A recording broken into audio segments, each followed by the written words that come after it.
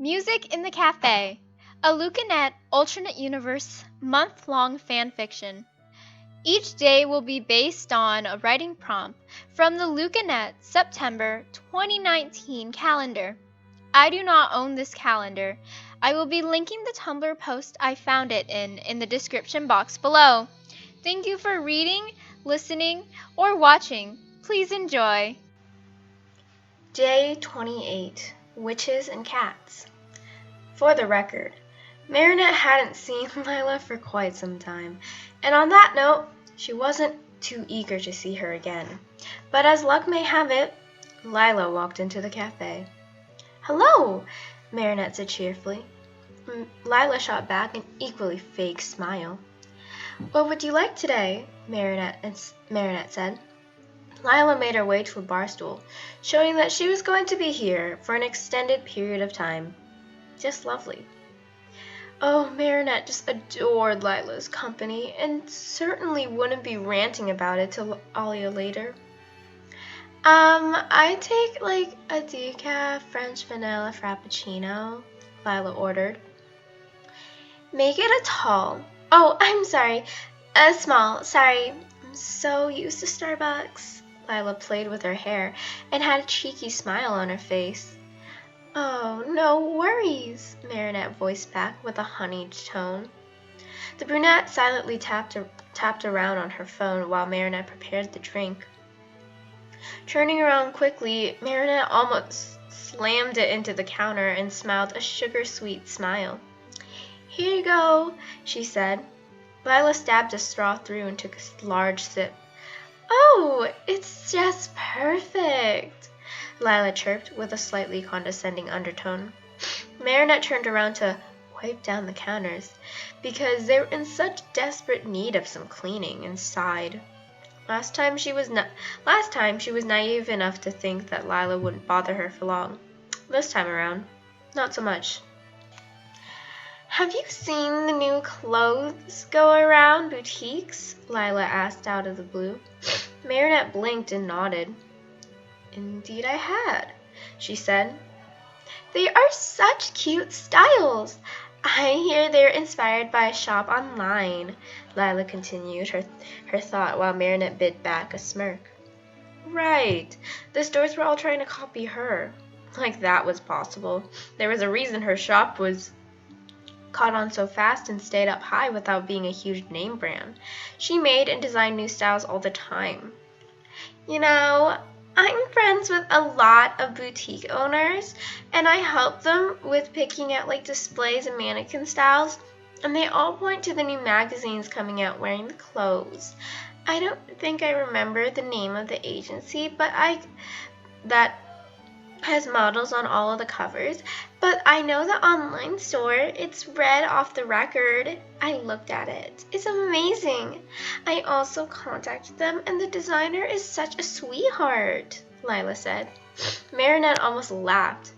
It was clear Lila was always trying to play some game with her, so imagine how Lila would react if she realized that she was praising Marinette to her face. "You know the owner?" Marinette said with a fake surprise. Lila swiftly tossed her hair back. "Yes, I do," she said smugly. Marinette just nodded and smiled. Technically, Lila was lying, while still being right. She did know the owner of the shop. She was talking to her, but she wasn't aware of that. How comedic. The person she was trying to brag to was the person that she was bragging about, and she had no idea. Do tell me more about them. I don't think I've really looked at Red Off the Record," Marinette said. Lila happily obliged, speaking highly of her designs and, well, her. Marinette wasn't for say lying, just withholding the truth. She really hadn't looked at the shop itself. Alia managed it. Marinette just managed creating the designs and clothes. "So, have you seen Luca lately?" Lila switched subjects, and Marinette bit her lip thinking of a good answer. She had technically seen him last week when she was sending him off, but she really didn't want to tell Lila that, so maybe a simple, "No, I haven't recently," would work. So that's what she settled on. "I haven't either," Lila said sadly, looking at the cup between her hands. Quickly, though, she shook it off. He hasn't been to work recently. Probably decided to take the week off, Lila reasoned. Marinette nodded. He had left the job, but sure, whatever she wanted to think. You know, me and him were thinking of doing a musical duet. Remember, I told you about it, Lila voiced offhandedly. She was giving off some ditzy airhead vibes. It was annoying. Really? Marinette said tightly.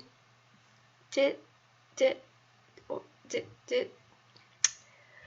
Or is more like, is this witch really trying to lie to her to make her feel like jealous? Like, what was her angle? Yes, we've been talking about duets, but unfortunately we forgot to exchange numbers, so I haven't been able to reach him, Lila explained. Marinette just nodded. Yes, girl, keep lying. Also, like, what partner doesn't exchange information? Like, you can already tell that he does not want to interact with you. The black-haired girl took a small victory in the fact that Lila didn't have Luca's number, and therefore no way to bother him now. What do you think our first duet should be? A rendition of Can't Help Falling in Love with You, or Can You Feel the Love Tonight? Lila said. Her tone seemed genuine, asking for opinion, but Marinette could read through her eyes, and they were as smug as can be.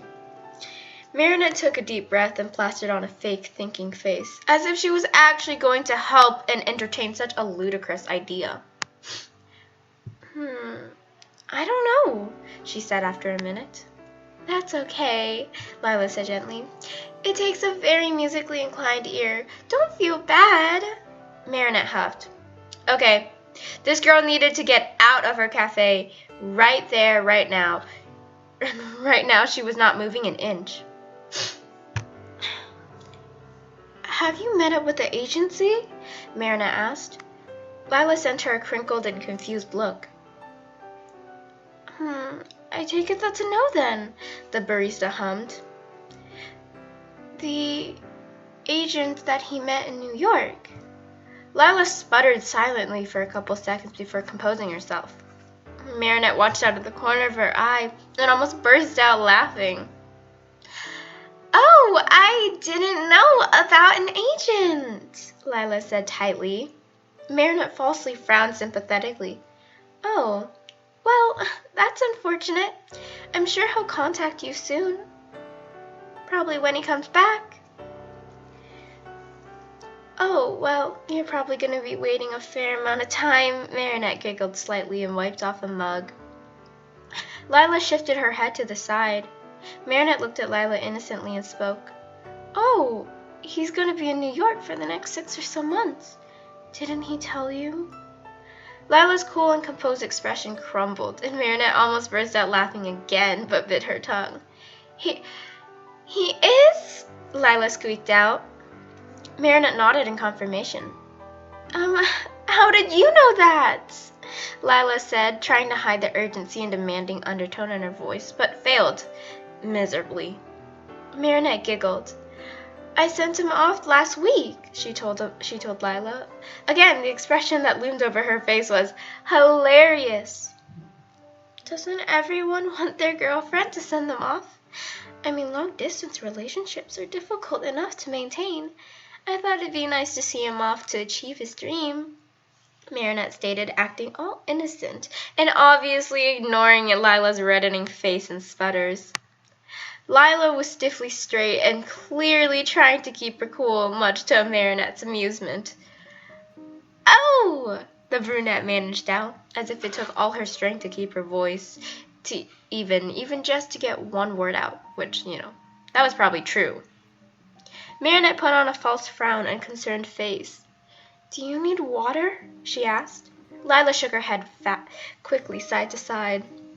The black-haired girl leaned back on the counter and smiled slightly. I'm rather surprised you and Luca thought about doing duets.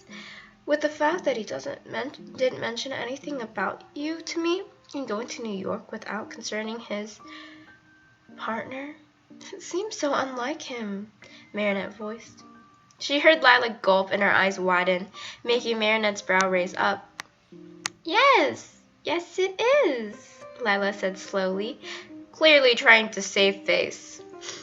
We didn't discuss much. He only brought up the idea once.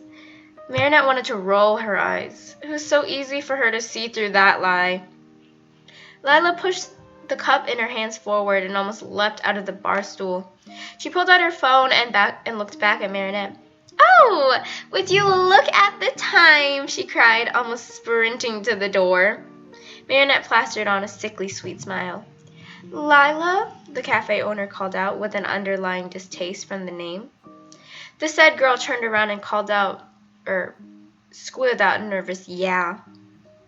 Marinette straightened her posture and began to take off her apron. You know, it's rather impolite to lie to people, especially about others that they know well, Marinette said coolly. Lila made a gargled sound. She knew she'd been caught. But if you're so insistent on such stories, make sure you pick up the breadcrumbs and dust for fingerprints. We wouldn't want you looking like a fool again, now would we? Lila didn't say a word. She was frozen in place as Marinette looked at her with a kind yet smug expression. When Lila finally got her muscles to move, she ripped open the door with a ring and raced out, leaving Marinette to laugh alone hysterically in her cafe. So that little liar's been taken care of, Marinette muttered to herself. She was closing up the cafe early because she had to pay a little cat a visit. The box was in the back of her car, and Marinette had decided to give him back all of his old possessions. She didn't know where Gress lived now, but she did know where his building was, and it wasn't a far drive, only about 10 minutes from her cafe. Also, it was very hard to miss, that tall tower that a Gress worked out of and owned. Parking her car and dragging the box, heavy with momentum and memories, Marinette walked into the building to speak to the secretary, telling her that she had something for Adrian and Gress. The woman boredly called out an intern to pick up the box. Thank you, Marinette said brightly to the kid awkwardly staring at the old cardboard box with a date written on top, probably wondering what the heck was in it and why was it being gifted to the most successful businessman in Paris.